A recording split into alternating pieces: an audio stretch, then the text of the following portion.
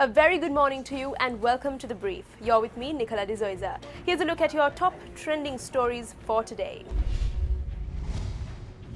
The Disaster Management Centre says that 1,057 houses were damaged, 52 houses completely destroyed and 2 lives were lost as a result of strong winds that were experienced in a number of districts.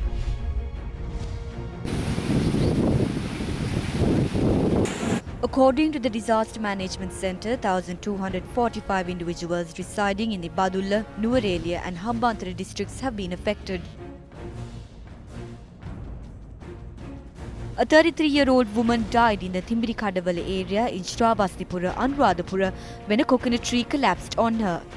According to the police, the incident took place at around 12:15 p.m. Districts of Nuwara and Badulla faced the brunt of the extreme weather conditions. 80 schools in the Valimada, Badulla and Haldamulla areas were closed today as a result of the strong winds. The district secretary of Badulla noted that 545 houses in the area were damaged. Nearly 300 houses sustained damages due to the strong winds in the Halpe and Beheragoda areas located in the Imbupe Divisional Secretariat area in Balangoda. The power supply to the area has been disrupted while the displaced persons are being housed at a camp set up in the Beheragoda Vidyalaya in Balangoda. A number of farmlands in the area were also affected by the strong winds. Minister of Petroleum Industries says that the unloading of crude oil has recommenced after the reconstruction of the pipeline system.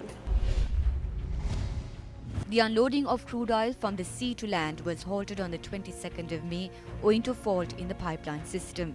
As a result, several ships carrying oil to the country were anchored outside the Colombo harbour, while the Ceylon Petroleum Corporation had to pay surcharges for the delay.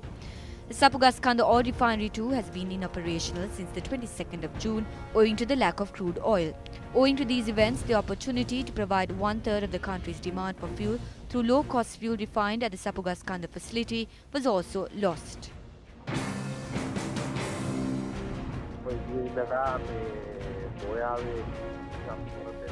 We commenced releasing crude oil yesterday. There are 3 ships carrying crude oil and we hope to complete unloading this fuel as soon as possible. At the same time, we will also be able to recommence operations at the refinery within a day or 2. This task is already underway. In truth, we are very happy that we were able to restore normalcy.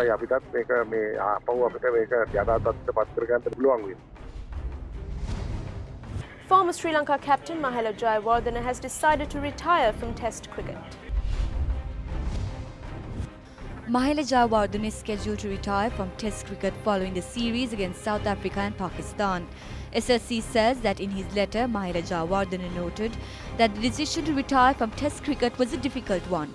He had added that it was the appropriate time to retire from the long form of the game.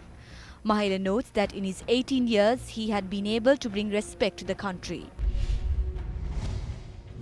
Salvage teams began work to refloat the Costa Concordia at dawn yesterday in the final stage of a salvage operation that has never before been carried out. The 290-meter Concordia hulk is currently resting on a temporary platform or forced seabed at a depth of about 31 meters. Air is now being pumped into 30 sponsons or large metal boxes attached around the hull of the ship. The air will force water out of the sponsons and slowly allow the vessel to begin floating.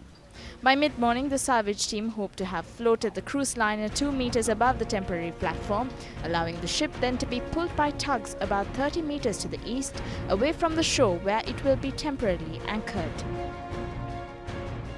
Up next is a look at today's forex rates.